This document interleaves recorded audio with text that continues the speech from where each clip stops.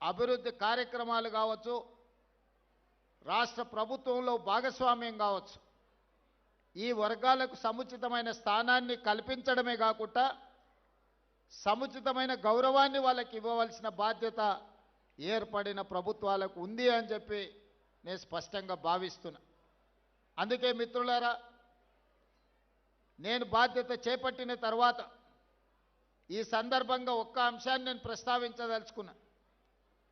2006 సంవత్సరంలో మొట్టమొదటిసారి జిల్లా పరిషత్ ప్రాదేశిక మెంబర్గా మిడ్జిల్ మండలంలో నేను స్వతంత్ర అభ్యర్థిగా ఎన్నికల బరిలో దిగిన. మిడ్జిల్ మండలంలో అత్యధిక తండాలు ఉన్నాయి, గిరిజన జనాభా ఉంది. ఆనాడు డాక్టర్ వైఎస్ రాజశేఖర రెడ్డి గారి హవా జరుగుతున్నప్పుడు కూడా తండాలలో ఉండే యువకులు ఆ రోజు అండగా నిలబడి ప్రతి తండాకు నన్ను తీసుకెళ్లి పరిచయం చేసి మిడ్జిల్ మండలంలో మొట్టమొదటిసారి రాజకీయంగా జడ్పీటీసీగా నన్ను గెలిపించిన దాంట్లో గిరిజన సోదరులు, ముఖ్యంగా లంబాడ యువమిత్రులు అత్యంత క్రియాశీలక పాత్ర పోషించింది. 2006 సంవత్సరంలో సరిగ్గా 20 సంవత్సరాల క్రితం 2006 జూన్ జూలై అనుకుంటా ఆ మాసంలో మొట్టమొదటిసారి నేను ప్రజాప్రతినిధిగా ఎన్నికైనా. ఇది 2026 సంవత్సరం. 4 నెలల్లో నేను 20 సంవత్సరాలు ప్రజా జీవితాన్ని పూర్తి చేసుకోబోతున్నా.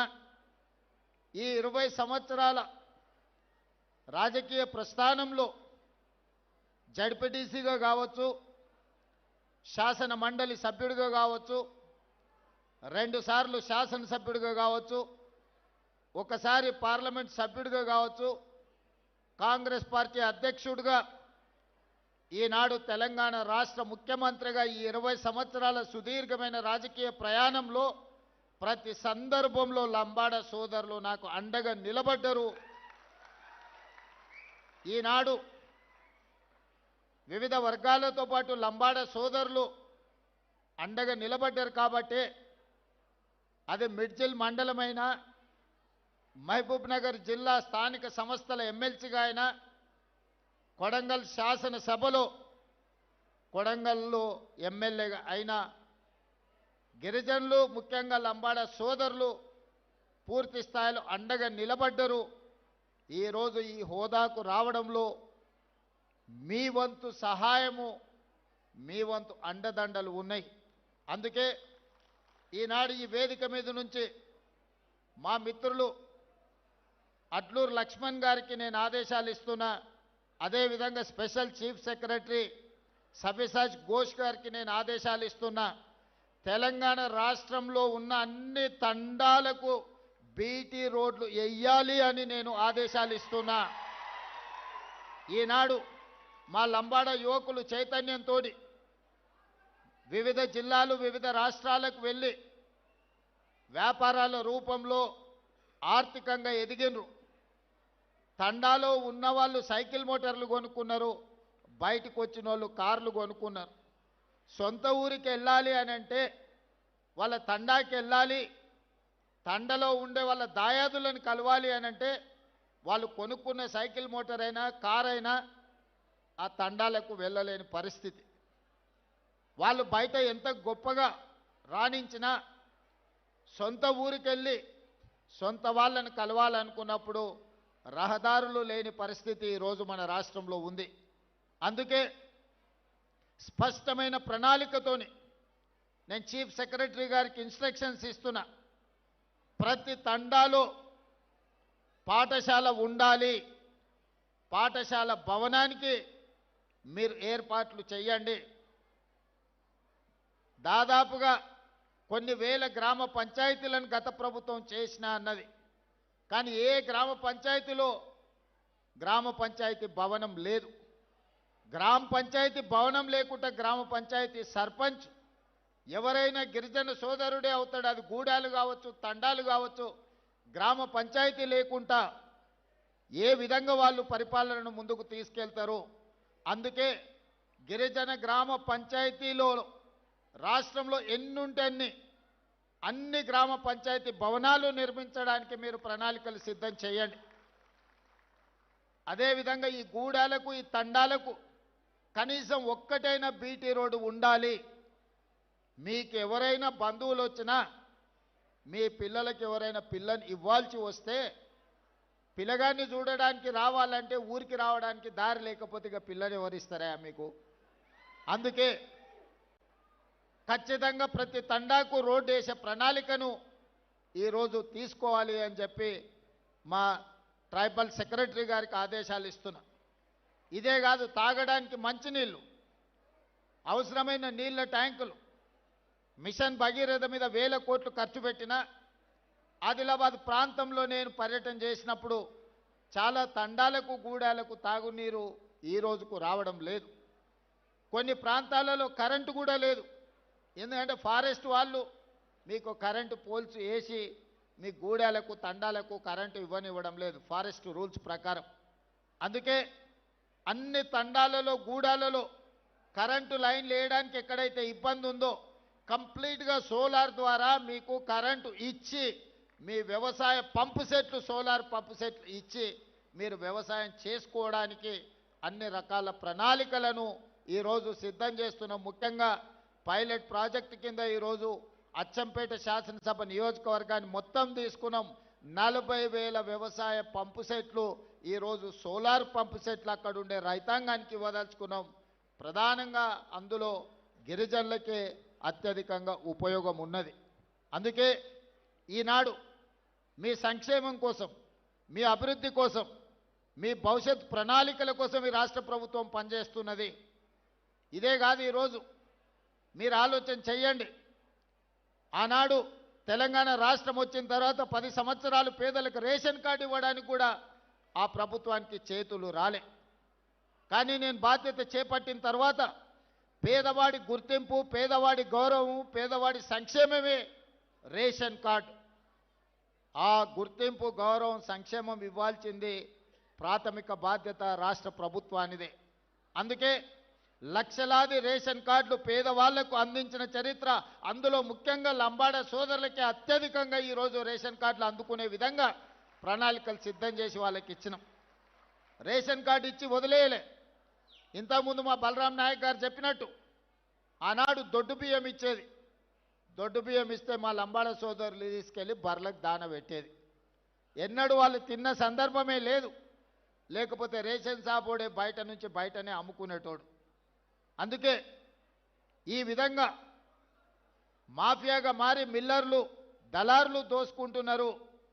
పేదవాడు ఆత్మ గౌరవంతో బతకాలి అని అంటే సన్న బియ్యం ఇవ్వాలి అని ఈరోజు తెలంగాణ రాష్ట్రంలో 3,17,00,000 మంది పేదలకు సన్న బియ్యం ప్రతి మనిషికి 6 కిలోల బియ్యం ఇస్తున్నాము. ఈరోజు పెద్దలు తినడమే కాకుండా వాళ్ళ సంటి పిల్లలకు కూడా ఈ సన్న బియ్యం వండి ఈరోజు ఆ పిల్లలకు భోజనం పెడుతున్నారు. నేను ఒక గిరిజనుడి ఇంటికి భద్రాచలంలో వెళ్ళి స్వయంగా బియ్యంతో వండితే ఎట్లా ఉంటుందో ఆ గిరిజనుల ఇంట్లో కూర్చొని నేను భోజనం చేసి వచ్చిన. ఎందుకంటే మనం ఇస్తున్న బియ్యం సరైన విధంగా ఉన్నాయా లేవా అని. ఈడ ఇంతమంది మా గిరిజన సోదరులు ఉన్నారు, 90% మీకు అందరికీ సన్న బియ్యం వస్తున్నాయని నేను భావిస్తున్నా. ఈరోజు అందరూ సన్న బియ్యం తింటున్నారు. దీనివల్ల 2 ప్రయోజనాలు. రాష్ట్ర ప్రభుత్వం మీకు సన్న బియ్యం ఇవ్వడం వల్ల సన్న బియ్యం రావడమే కాదు, అంతకుముందు సన్న బియ్యం 60 రూపాయలు కేజీ ఉండే మార్కెట్లో, ఇవాళ 45 రూపాయలకు తగ్గింది. ఎవరైనా కొనుక్కోవాలన్నా కూడా ధర తగ్గి ఈరోజు పేదలకు సన్న బియ్యం కూడా అందుబాటులోకి వచ్చినాయి. ఇదే కాదు, వ్యవసాయ భూములు ఉన్న వాళ్ళకు ఉచిత కరెంట్ ఇచ్చినాం. నేను పాదయాత్రకు పోయినప్పుడు పేదలు మా దగ్గరకు వచ్చారు. పట్టణ ప్రాంతాలలో ఉన్న పేదలు నా దగ్గరకు వచ్చి చెప్పినారు, భూమి ఉన్నవాడికే ఉచిత కరెంట్ ఇస్తున్నావు, మరి మేము పేదవాళ్ళం మా ఇంటికి బిల్లులు కడుతున్నాం కదా అని. అందుకే ఈనాడు పేదవాడికి కూడా 200 యూనిట్లు ఉచిత కరెంటు ఇవ్వాలి అని ఈరోజు రాష్ట్ర ప్రభుత్వం తీసుకొని 2 సంవత్సరాల నుంచి అమలు చేస్తే 51 లక్షల పేదల కుటుంబాలు ఈరోజు 200 యూనిట్ల ఉచిత విద్యుత్తును ఈరోజు వాడుకుంటున్నాయి. ఇక్కడున్న చాలామంది గిరిజన కుటుంబాలు, లంబాడ కుటుంబాలు, దళిత కుటుంబాలు ఈరోజు 200 యూనిట్ల ఉచిత విద్యుత్తును గ్రామాలలోనే కాదు పట్టణాలలో కూడా ఇవాళ మీ కరెంటు బిల్లులు మిగులుతున్నాయి.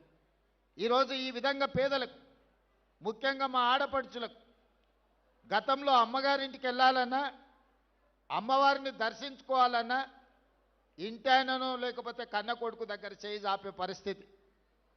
వాళ్ళు దసరా పండుగకు అడిగితే ఉగాదికి వదిలే ఏం తొందర ఉంది, ఏం మునిగిపోతుంది అని అంటే బాధపడేటోళ్ళు. అరే అమ్మని చూసొద్దామంటే బస్ కిరాయి లేని పరిస్థితులు అని.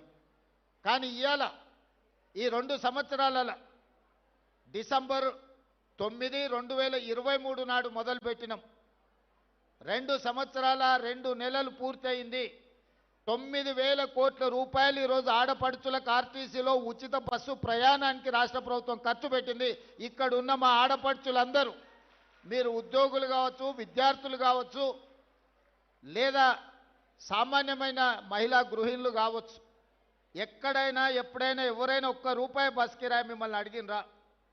ప్రారంభించిన రోజు నేను చెప్పిన, నేను ఎక్కడికో వెళ్తే ఒక అక్క వచ్చి అయ్యా బస్ ఎక్కితే కిరాయి అడిగితే ఏం చేయాలని. ఏం లేదమ్మా, నా ఫోటో జేబులో పెట్టుకో, సూపి మా తమ్ముడు పట్నంలో ఉంటాడు, కిరాయి పైసలు ఆయన ఇస్తాడు తెచ్చుకోపో అని. ఏడ కూడా మీరు చెయ్యి అడ్డం పెట్టే బస్సు ఆపుతున్నారు, మీరు దిగుతున్న కాడ దించుతున్నారు. ఇవాళ కొన్ని కోట్లాది ప్రయాణాలు మా ఆడపడుచులు ఈరోజు ఉచితంగా బస్సు ప్రయాణం చేస్తున్నారు.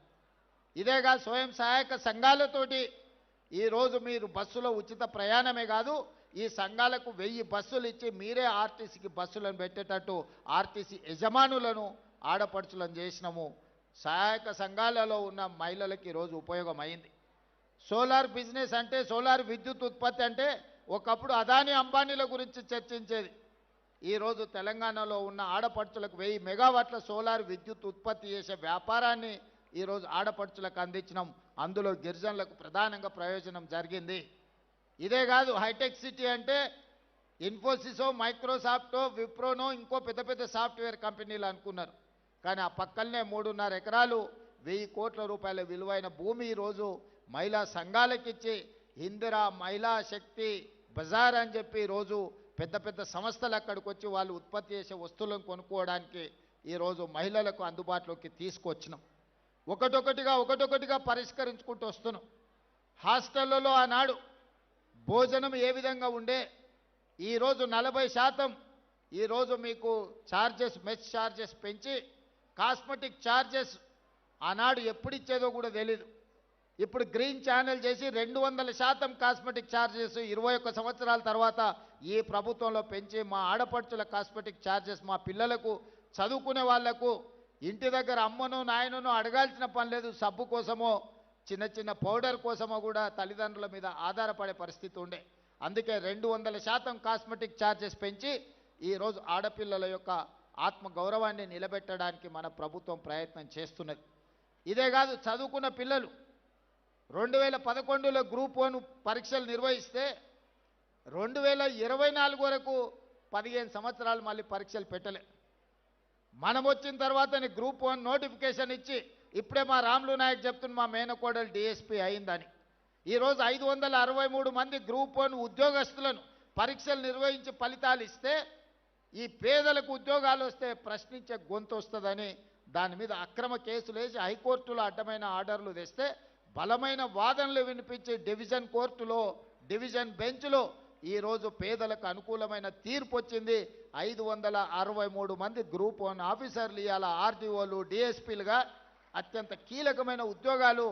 నేను మొత్తం లిస్టు చూసిన, ఎస్సీ ఎస్టీ బీసీలకు మైనారిటీలకు ఎన్ని వచ్చినాయంటే 87% ఎస్సీ ఎస్టీ బీసీ మైనారిటీలు ఈ 563 మందిలో సెలెక్ట్ అయినరు. 87% ఈరోజు ఆ రిక్రూట్మెంట్స్తోని పేదలకు లాభం వచ్చింది.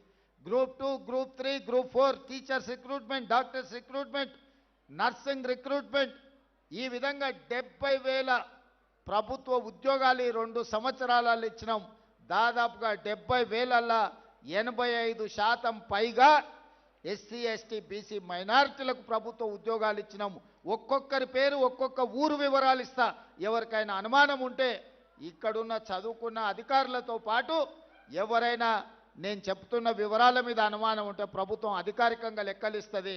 మీరు లెక్కబెట్టి చూడండి. ఈ ప్రభుత్వం పేదల కోసం పనిచేస్తుంది. ఈ ప్రభుత్వం పేదల అభివృద్ధి కోసం పనిచేస్తుంది. ఒకప్పుడు భూములుండే, ఇందిరాగాంధీ గారు అగ్రికల్చర్ సీలింగ్ యాక్ట్ తీసుకొచ్చి ఇందిరాగాంధీ గారు లంబాడ సోదరులకి ఎస్టీ రిజర్వేషన్లు ఇచ్చింది. ఇందిరాగాంధీ తెచ్చిన అగ్రికల్చర్ సీలింగ్ యాక్ట్ ప్రకారం జాగీర్దారుల దగ్గర, జమీందారుల దగ్గర, భూస్వాముల దగ్గర ఉన్న లక్షలాది ఎకరాల భూములను తీసుకొని 25 లక్షల ఎకరాలను అసైన్మెంట్ పట్టాల రూపంలో ఎస్సీ ఎస్టీలకు భూ పంపకాలు జరిగినాయి. ఈనాడిగా పంచడానికి భూమి మిగలలే. మా యువకులు, మా ఆడపిల్లలు జాగ్రత్తగా వినాలి. ఆ పైన ఉన్న వాళ్ళు కూడా, మీ తల్లిదండ్రులు, మీ తాతలు వ్యవసాయాన్ని నమ్ముకున్నారు. మీ తల్లిదండ్రులు, మీ తాతలు తండాలలో, గూడాలలో పేదరికాన్ని అనుభవించారు.